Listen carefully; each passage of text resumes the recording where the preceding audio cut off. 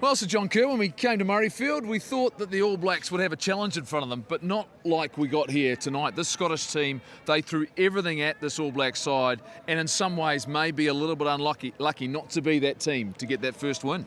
Oh, I'm sitting back with my feet up after 20 minutes thinking, oh, this is going to be a 50-pointer. And then they came straight back into it. Then there was this period right through the game, probably from 20 minutes, and then Scotland played well, but for sort of 50 minutes, we just didn't get the ball, and the referee, we couldn't read how he was reffing, and there was stoppages, and we just had no flow. And then the last 15 minutes, bench was outstanding.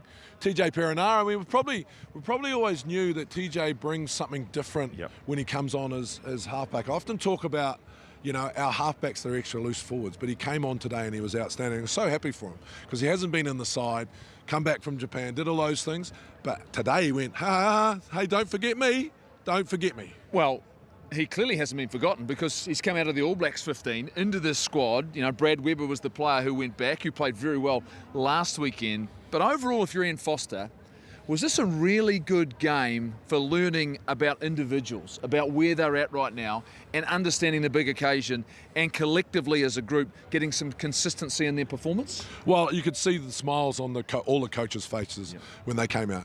It was an important win for the group.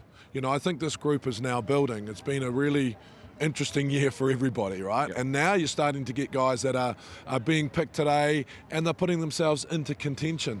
The bench came on, Cody Taylor back to his best, TJ Perenara comes on, Rieko Ioane makes a difference when he comes on, lovely little angle. So those things are really important. We haven't spoken about the bench like that for a long time. So I think it's an important win for the group. I was worried for long periods of the game. I thought, wow, you know, we're running out of minutes. A couple of things went our way. We got the bounce of the ball, but they stayed strong.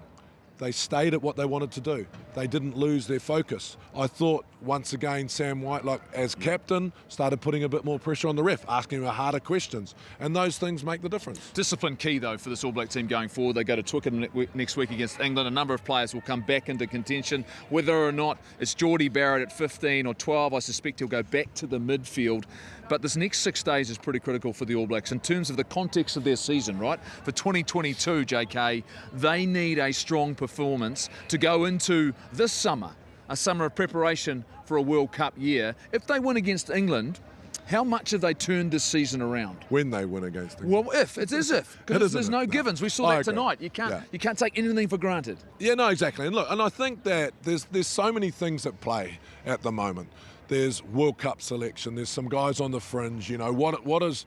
I'm old school, right? So for me to see 7 changes, especially 9, 10, 12, 13, from last week, it's difficult. Us old guys, we don't sort of get that. But at the end, Ian Foster's right. He's played these guys. They've come through. They've got a tough win. So now, what do we see next week? Do we see Hoskins Satutu coming onto the bench?